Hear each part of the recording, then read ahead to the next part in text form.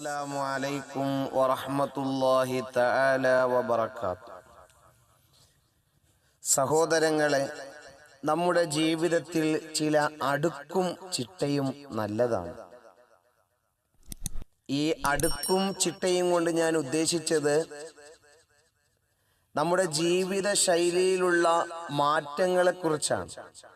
ഇബാദത്തുകളിലുള്ള അടുക്കും ചിട്ടകളെക്കുറിച്ചുമാണ്. അതല്ലാതെ വസ്ത്രധാരണ രീതിയോ മറ്റ് പാർപ്പിട സൗകര്യങ്ങളിൽ വരുത്തേണ്ട അച്ചടക്കമോ ഒന്നിനെ കുറിച്ചുമല്ല. ഇത് ഞാൻ പറയുന്നത് ഇബാദത്ത് സംബന്ധിച്ചുകൊണ്ട് നമ്മുടെ ജീവിതത്തിൽ അനുഗ്രഹങ്ങൾ അല്ലെങ്കിൽ എല്ലാ പ്രയാസങ്ങളും മാറണം എന്ന് നിങ്ങൾ ആഗ്രഹിക്കുന്നുണ്ടോ? എല്ലാ പ്രയാസങ്ങളും എല്ലാ ബുദ്ധിമുട്ടുകളും മാറി ജീവിതമൊന്ന് സന്തോഷത്തിലാകാൻ നിങ്ങൾ കൊതിക്കുന്നുണ്ടോ?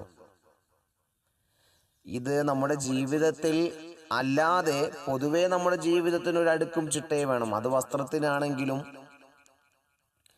അതല്ലാതെ നമ്മുടെ പാർപ്പിടങ്ങളുടെ അച്ചടക്കത്തിലാണെങ്കിലും നമ്മുടെ ഭക്ഷണ രീതിയിലാണെങ്കിലും നമ്മുടെ മക്കളുടെ ടൈം ടേബിൾ മറ്റു വിഷയങ്ങളിലാണെങ്കിലും ഇതിലെല്ലാം നമുക്കൊരു അച്ചടക്കവും ഒതുക്കവും എല്ലാം വേണം. അത് അതിൻ്റെ ഒരു തത്വമാണ്. അത് നമ്മൾ ദുനിയാവിൽ ജീവിക്കുന്നെങ്കിൽ അങ്ങനത്തെ ഒരു അച്ചടക്കത്തോടുകൂടിയും ഒരു അനുസരണയോടുകൂടിയും നല്ല ഭംഗിയോടുകൂടിയും ജീവിക്കുമ്പോഴാണ് ആ ജീവിതത്തിനൊരർത്ഥം ഉണ്ടാകുന്നത്. കാരണം അല്ലാഹു സുബ്ഹാനഹു വ തആല ഏറ്റവും കൂടുതൽ ഭംഗിയെ ഇഷ്ടപ്പെടുന്നതാണ്. അല്ലാഹു സുബ്ഹാനഹു വ തആല ഏറ്റവും കൂടുതൽ ഭംഗിയെ ഇഷ്ടപ്പെടുന്ന ആളാണ്. ശുദ്ധിക്ക് ഏറ്റവും കൂടുതൽ പ്രാധാന്യമുള്ള മതമാണ് പരിശുദ്ധമായ ദീനുൽ ഇസ്ലാം. അപ്പോൾ നമ്മുടെ ജീവിതം നല്ല ഖൈറിലാകാൻ, നല്ല സലാമത്തിലാകാൻ, എല്ലാ കാര്യങ്ങളും മാറി ജീവിതത്തിൽ നല്ല സന്തോഷമുണ്ടാകാൻ നമ്മൾ എന്ത് ചെയ്യണം? സുബഹിക്ക് തൊട്ട് മുമ്പുള്ള തഹജ്ജുദ് നമ്മൾ എത്ര പേര് നിസ്കരിക്കാറുണ്ട്? എൻ്റെ ശബ്ദം ശ്രവിക്കുന്ന സഹോദരിമാരിൽ എത്ര പേരുണ്ട് തഹജ്ജുദ് നിസ്കരിക്കുന്നത്? ആ സമയത്ത് റബ്ബിനോട് നന്ദി കാണിച്ചുകൊണ്ട് കിടന്നുറങ്ങുന്ന എത്ര ആളുകളുണ്ട്? നിങ്ങളൊന്ന് ചിന്തിച്ചു നോക്കൂ. തഹജ്ജുദ് നിസ്കാരം ഒഴിവാക്കപ്പെടുന്നു. കുടുംബങ്ങളിലെ ബറക്കത്ത് നഷ്ടപ്പെടുന്നു. പാതിരാത്രിയിൽ അല്ലാഹു തആലയോട് നന്ദിയുള്ള ഒരു മനുഷ്യനിക്ക് ഈ തഹജ്ജുദ് നിസ്കാരത്തിൽ എഴുന്നേൽക്കാൻ കഴിയുകയുള്ളൂ. അങ്ങനെ ഒരു നന്ദിയുള്ള മനുഷ്യനിക്ക് മാത്രമേ ആ ഒരു സമയത്ത് റബ്ബിന്റെ മുന്നിൽ എഴുന്നേറ്റ് നിന്ന് അവന്റെ പ്രയാസങ്ങൾ പറയാനുള്ള സന്മനസ് തോന്നുകയുള്ളൂ. അതൊന്നും നിർവഹിക്കാതെ എപ്പോഴും ബേജാറാണ്, എപ്പോഴും പ്രയാസമാണ് എന്ന് പറയലുണ്ട്, പക്ഷേ ഇതൊന്നും നിർവഹിക്കലില്ല.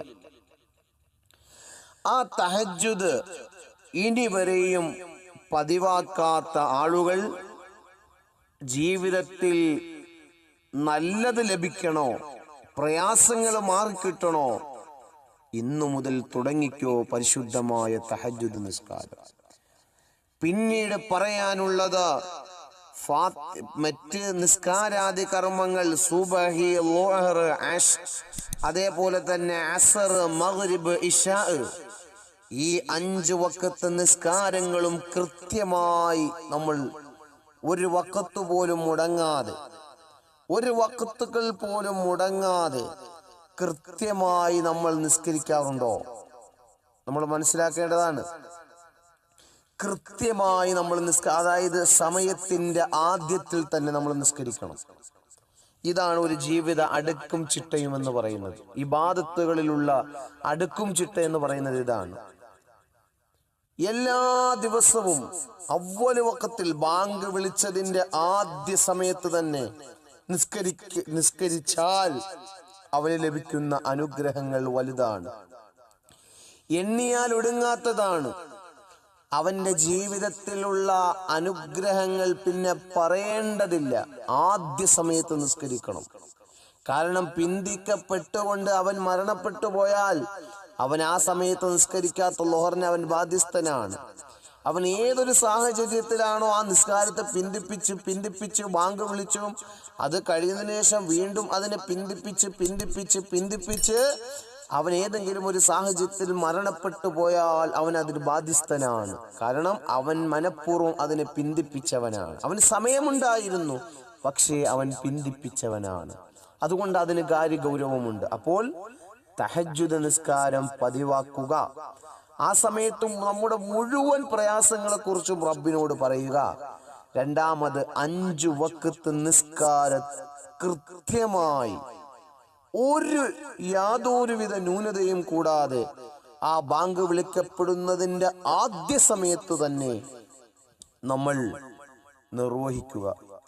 11 ഫാത്തിഹ സൂറത്ത് എല്ലാ ദിവസവും പാരായണം ചെയ്യുക. 11 പ്രാവശ്യം റസൂലുള്ളാഹി സ്വല്ലല്ലാഹു അലൈഹി വസല്ലമ തങ്ങളുടെ പേരിലും ബദരീങ്ങളുടെ പേരിലും, പിന്നെ നമുക്കറിയാവുന്ന ഗൗസുൽ ആലം തങ്ങള്, അതേപോലെ തന്നെ ശൈഖ് റിഫായി തങ്ങള്, അതേപോലെ തന്നെ ഖുതുബുൽ ആലം മടവൂർ, CM അബൂബക്കർ മടവൂർ, അങ്ങനെ തുടങ്ങിയുള്ള മഹാന്മാർക്കെല്ലാം കൂടി ഒരു 11 ഫാത്തിഹ നമ്മൾ അവരുടെ ജീവിതത്തിൽ അവരിലേക്ക് നമ്മൾ ഹദിയ നടത്തുക. എന്തിനു വേണ്ടി എന്ന് ചോദിച്ചാൽ, നമ്മളുടെ ജീവിതത്തിന്റെ അഭിവൃദ്ധിക്ക് വേണ്ടിയിട്ട്.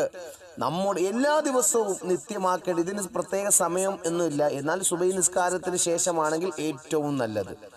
11 ഫാത്തിഹ നബി സല്ലല്ലാഹു അലൈഹി വസല്ലമ തങ്ങളുടെ മേലിൽ കൃത്യമായി ബദരീങ്ങളുടെ പേരിലും ഗൗസുൽ ആലം തങ്ങളുടെ പേരിലും മുടങ്ങാതെ ഓതുക. അശുദ്ധിയുള്ള സമയത്ത് ഓതേണ്ടതില്ല. പ്രത്യേകം സ്ത്രീകൾ ശ്രദ്ധിക്കേണ്ടത്, അശുദ്ധിയുള്ള സമയത്ത് സ്ത്രീകൾ ഫാത്തിഹ ഓതേണ്ടതില്ല. നിസ്കരിക്കാൻ അവർക്ക് കഴിയില്ല എന്നതുപോലെ തന്നെ അവർ ഫാത്തിഹ ഓതേണ്ടതും ഇല്ല. അതുപോലെ തന്നെ 101 ഖുൽ ഹുവല്ലാഹു അഹദ് ചുരുങ്ങിയത് അവൻ ജീവിതത്തിൽ പാരായണം ചെയ്തിരിക്കണം. നല്ല ബറക്കത്ത് വേണോ? ചെയ്യാൻ താല്പര്യമുണ്ടോ? സന്മനസ്സുണ്ടോ? പറയുന്നത് കേട്ട് പ്രവർത്തിക്കുക. അല്ലാഹു തആല തരും ഇൻഷാ അല്ലാഹ്. നിങ്ങൾ ബേജാറിലാകേണ്ടതില്ല. ഇസ്ലാമിൽ മുഴുവനും പരിഹാരമുണ്ട്. നിങ്ങളുടെ ജീവിതത്തെ അലട്ടുന്ന മാനസികമായ, ശാരീരികമായ, സാമ്പത്തികമായ, അങ്ങനെ തുടങ്ങി പൈശാചികമായ എല്ലാ ഉപദ്രവങ്ങൾക്കും, എല്ലാ പ്രശ്നങ്ങൾക്കും പരിശുദ്ധമായ ദീനുൽ ഇസ്ലാമിൽ പരിഹാരമുണ്ട്. അപ്പോൾ നമ്മൾ പറഞ്ഞതുപോലെ തഹജ്ജുദ് നിസ്കാരം നിർവഹിക്കുക. 5 വഖ്ത് നിസ്കാരം അതിന്റെ ആദ്യ സമയത്ത് നിർവഹിക്കുക. സ്ത്രീകളെ സംബന്ധിച്ചിടത്തോളം വളരെ പ്രാധാന്യമറിയിക്കുന്ന വാക്കാണിത്. അല്ലെങ്കിൽ ഇത് നിർബന്ധമായും ചെയ്യേണ്ടുന്നതാണ്. ചില ആളുകൾ ജോലി ഒതുങ്ങട്ടെ എന്ന് പറഞ്ഞതിന് അസറിലേക്ക് ലൊഹറിനെ നിസ്കരിക്കുന്ന സ്ത്രീകൾ ചിലപ്പോൾ അസർ വരെ ഇങ്ങനെ ലൊഹറിനെ പിന്തിപ്പിക്കും. എന്നിട്ട് അസറും ലൊഹറും കൂടെ ഒരുമിച്ച് നിസ്കരിക്കുന്ന ചില സ്ത്രീകളുണ്ട്. അതൊരിക്കലും ചെയ്യാൻ പാടില്ല. ആദ്യ സമയത്ത് നിസ്കരിക്കുന്നതാണ് ഏറ്റവും ശ്രേഷ്ഠത. അതിന്റെ ബാങ്ക് വിളിക്കപ്പെടുന്നതിന്റെ ആദ്യ സമയത്ത് തന്നെ നിർവഹിക്കുക. ഇനിയും 2-3 കാര്യങ്ങൾ ഇൻഷാ അല്ലാഹ് നമുക്ക് പറയാനുണ്ട്. ഇതിന്റെ ബാക്കി തുടർച്ചയായിട്ട് ഇത് കേൾക്കാൻ ആകാംക്ഷയോടുകൂടി കാത്തിരിക്കുക. ഇനി ജീവിത ശൈലികളിൽ, ജീവിത ചിട്ടങ്ങളിൽ നമ്മൾ വരുത്തേണ്ട ഇബാദത്തുകളിൽ നമ്മൾ കൃത്യമായി ഒരു ദിവസം നമ്മൾ ചെയ്യേണ്ടത് ചില കാര്യങ്ങൾ മാത്രം നമുക്ക് പറയാനുണ്ട്. അത് മാത്രം ജീവിതത്തിൽ ചെയ്താൽ മതി. അത് മാത്രം നമ്മുടെ ജീവിതത്തിൽ ഒന്ന് ചെയ്തു നോക്കൂ. അഭിവൃദ്ധി നമ്മുടെ ജീവിതത്തിൽ ഉണ്ടാകും. നല്ല സന്തോഷകരമായ ജീവിതം നമുക്ക് ലഭിക്കും. യാതൊരുവിധ പ്രയാസമില്ലാത്ത ജീവിതം നമുക്ക് ലഭിക്കും. ആനന്ദകരമായ ജീവിതം നമുക്ക് ലഭിക്കും. നമ്മുടെ പ്രശ്നങ്ങളൊക്കെ മാറിക്കിട്ടും. നമ്മുടെ പ്രതിസന്ധികളൊക്കെ മാറിക്കിട്ടും. എന്തും തരണം ചെയ്യാനുള്ള ഈമാനികമായ കരുത്ത് നമുക്ക് കിട്ടും. അല്ലാഹു സുബ്ഹാനഹു വ തആല നമുക്ക് സലാമത്ത് നൽകി അനുഗ്രഹിക്കുമാറാകട്ടെ. നമുക്ക് ഖൈറ് പ്രദാനം ചെയ്ത് അനുഗ്രഹിക്കുമാറാകട്ടെ. ജീവിത ശൈലികളിലും ഇബാദത്തുകളിലും ഒരു കൃത്യനിഷ്ഠതയോടുകൂടി ചെയ്യാനുള്ള സന്മനസ് അള്ളാഹു നമുക്ക് നൽകി അനുഗ്രഹിക്കുമാറാകട്ടെ. എന്ന ചാനലിനെ ഇതുവരെയും സബ്സ്ക്രൈബ് ചെയ്യാത്ത ആളുകൾ ഈ നല്ല നല്ല അറിവുകൾ ലഭിക്കാൻ വേണ്ടി നിങ്ങൾ സബ്സ്ക്രൈബ് ചെയ്യണം.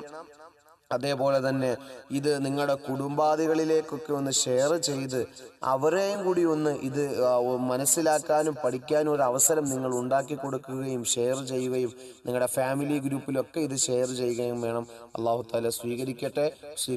അസ്സലാമു അലൈക്കും വറഹ്മത്തുള്ളാഹി തആല വബറകാതുഹു.